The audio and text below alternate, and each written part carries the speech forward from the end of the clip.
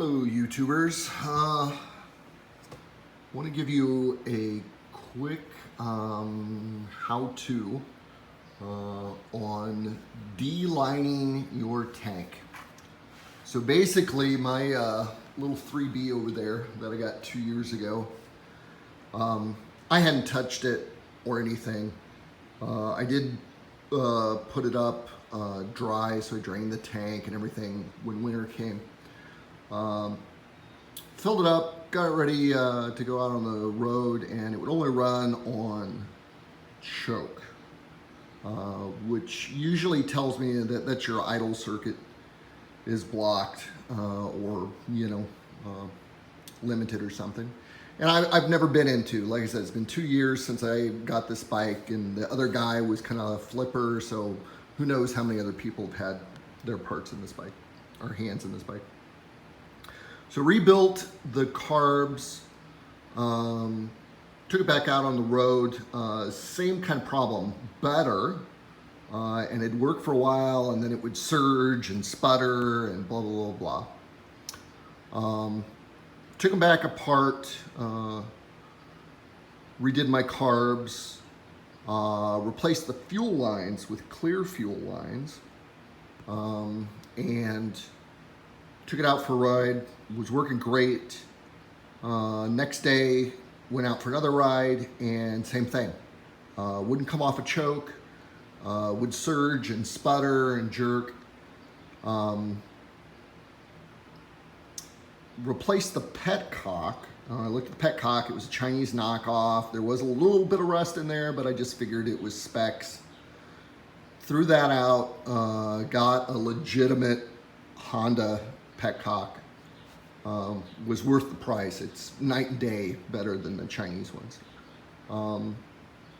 Put it back together, rode fine for about a day, and then same thing, jerking, no power on acceleration. I was just going nuts. Took the carbs out again, triple checked everything, float height, did I put in the wrong needle? Because one of them had I forget what it was now. I think the left carb had a 112 jet in it, and it was supposed to have like 105. So I made sure, we had 105s on the mains, and I want to say 70s on the idle jets, and then 35s on I forget what they call them, the other jets that are in there. But actually, zoomed in, looked at it, took it out for another ride. Same problem. Just, it would work for a bit and then start bucking again. And luckily I'm just, riding around the neighborhood here. So, got it back, was, pretty much swearing like a sailor. Started looking at my air fuel mixture. And with the clear lines, I saw a residue in there. And I'm like, okay, that's weird. Because I get a new petcock, and it was like cloudy. And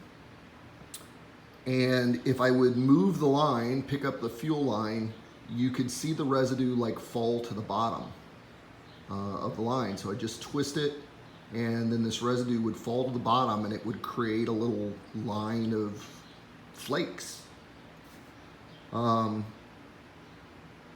So I'm like, okay, I'm going nuts. So drain the fuel tank, pull the fuel tank, and of course I looked in here when I got the fuel tank. Everything looked fine, and I know I've got it taped up here right now, but I'll tell you. So looked in the back, and I saw this little thing flapping back there, like something was wrinkled up, like paper or plastic. And I got some long tongs back there and tugged on it. And look. So somebody had lined the tank, and this is just a little bit of this stuff.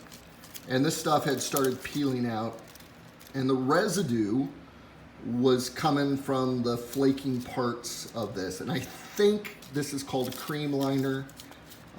They still have it, but I know back in the day, this was the go-to before they had like Pour 15 KBS. I think Coswell. They've got a couple others. But you can clearly see, I don't think this tank was done right. Just because you can see all the rust that's behind this. This was obviously the clear side was what was facing the gas tank. And that's why when I looked down into it, it looked fine, you know, especially with gas in it, holding it down. So have to strip all of this shite out of there. So reached in there, grabbed out all I've got, and I've got a whole bunch more over here in the waste bucket. And there's still parts that didn't come up when you peel it. So what you have to do is acetone. And it's not like you can just pour acetone on it, swish it around, and then pour it out, and it's clean. You have to let the acetone sit in there. You have to get, I put a bunch of bolts and nuts in there and shake the tank back and forth, side to side, up and down. Sat overnight. I've been working on this tank for 4 days now. I've gone through a gallon and I've got a half a gallon left here. And actually I had another quart back there. So I've gone through probably 1.75 gallons, right? And I got about half a gallon left. It's cleaned out really good. My old stuff, the old acetone, I'm putting in this Mobile One thick stuff that they bring oil in because it's supposedly chemical resistant. To give you an idea of what this looks like, you can see what's spilled on here. So this is from the previous acetone washes. And you can see there's just this fine little bits of plastic. I don't know if we can see down in there. I'll take this off, but no, you really can't. But it is all really cloudy. You can kind of see it. It's very muddy colored. And that's all the little bits of plastic that it's been dissolving off the inside of this tank. So with acetone, and you'll see if you're reading this, you'll probably Google other sites. Acetone will melt plastic, rubber, anything like that. So make sure you take your rubber gasket off your gas tank. Take your petcock off because there's rubber bits in there. A lot of sites say to use cork, and that's what I started with. To cork up the petcock, and it didn't work well for me. This was just a hair too big, so I kind of had to sand it down and whittle it away a little bit. And I'd get it in there and it tightened, it popped out on me once, which was just a horrible mess because then the acetone runs everywhere. I put a bucket here underneath of it, and this has actually got a whole bunch of citric acid in it left over from another project, so I'm going to have to dump that. But what I'm using to seal here is this 3M aluminum tape. This is used a lot on heating ducts. That's what it's left over from for me. Comes in a big roll. You can get the product number there, 3340 3M, and it's for heating around like air ducts, right, and sealing it. Acetone's gonna eat the rubber, the glue on the back of it. But what's neat about it is it's like aluminum foil. So it will fold down very good around the gas cap, and I'll show you here the petcock. And then I used, on the ones I could get around, I just use ties, right? Let me get up here, sorry, I'm filming with 3 different hands here. And I have not had a leak from this. I do take that back. I had a leak on the top. So you can see here the top does not have a, don't want that to fall. scoot that forward. Does not have a cable tie around it because you can't get a cable tie, and I didn't take off the top. So I overlapped like 4 pieces of this tape. Last night I took the tank and I flipped it upside down because you gotta get the plastic off the inside, right? That's on the roof. And I've been filling it to about here inside and then shaking it. So I've got, boy, I need to get myself one of them camera holding things. But you can kind of hear the nuts and bolts in there. So I've been shaking it and stuff. But each time I filled it to about here, shaked, set it one way, and then I'll walk away for 2 or 3 hours, come back, shake, set it the other way, shake. Between when I take it off and empty it, so I'm using this to hold it. Where's my funnel? Oh, over here. I just dropped my funnel in there, cut the cable tie and pull that tape off and then let it drain straight into there. So that seems to work pretty well for me. Then I'll take it outside. I've got a hose. I spray it down, shake it back and forth, bring it back. I take my air compressor, blow it around inside. And again, once you get into this, you'll see there's just these itty bitty, like 8/16 inches everywhere with the plastic sealant still in there.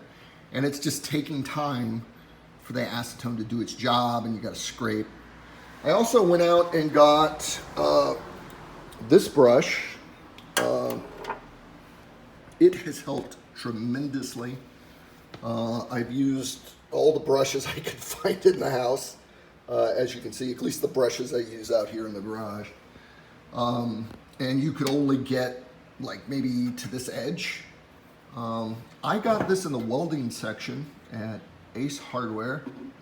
I also saw another one that I almost bought that was a dryer vent. These are nylon, they're plastic, so the acetone would eventually, or will eventually eat those away. But it's still, after I've kind of washed it and stuff, and the fact that this handle you can bend, so I've been able to bend this and clean all along that edge with just this handle, just that little round part sticking out of the gas cap. Been able to reach everywhere. It was $4.99, got it at Ace Hardware in the welding section.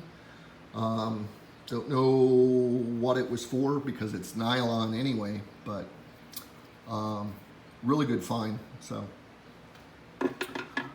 anyway, 20 bucks a gallon for the acetone, $4.99 for the brush.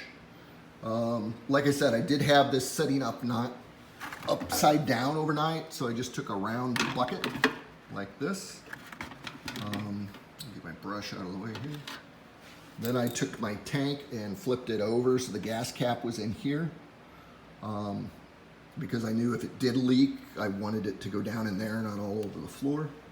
And then when I came down this morning, sure enough, it was leaking. Now I'd only, like I said, I think I'd done 2, one way and one the other way. So this time I did 3, because you can't get a cable tie around there to hold it tight. And the acetone just slowly eats away the glue that's on the back of that tape, and then eventually it will leak. So there are some acetone leaks here from before I discovered this on my tank. You can't really see them with the light now, which is great. Here's one in here. You can kind of see that. What I did was I just took microfiber towel and took some rubbing compound and worked on this for about 20, 30 minutes, just doing rubbing compound, and most of them seem to have come out. So I'm happy about that, but this tank needs to be repainted anyway. I'm not happy. This is a reproduction, and if you get in here, there's breaks in it.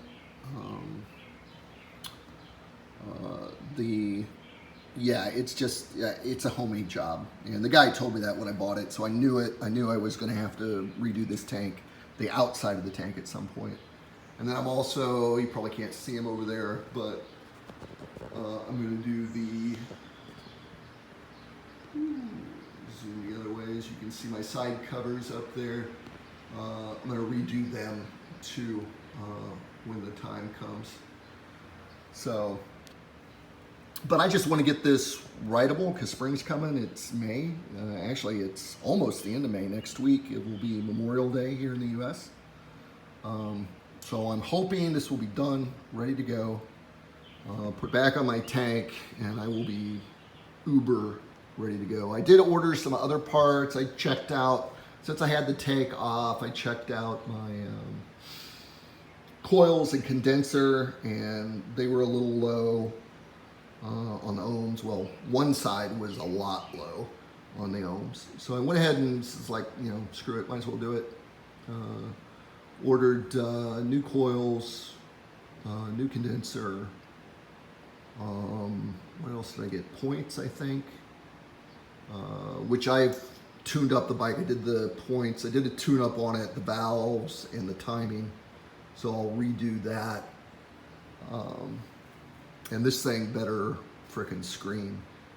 Everything I've read, these little Honda 350s, mine's a Cl350. I should be able to get 75, 80 miles an hour on these when they're tuned right, stock, and I've never been able to get above about 50, 55, and even then it starts to like shake and stuff. So I've really kept this, well, I'm more of a back roads kind of guy anyway, on this. So hopefully that will fix that problem, and maybe I can get up a little bit faster on it. I'll keep you apprised, but I wanted to document the process I went through. I know, you didn't really see before and after results, but right now, if you look in this tank, it is almost all silver on the inside, the original silver. There's a little itsy bitsy bit of rust, and it's over here when you kind of look through the tank. And I think what I'm going to do, again, I'm a big fan of citric acid. You could also do this with vinegar, just plug up the holes after I get all the plastic out, fill it up with citric acid for an hour or two, then clean it out, oil it, and then it'll be ready to go back on the bike. So thanks for watching, YouTubers. I appreciate your support, and stay tuned for more tips. Thank you.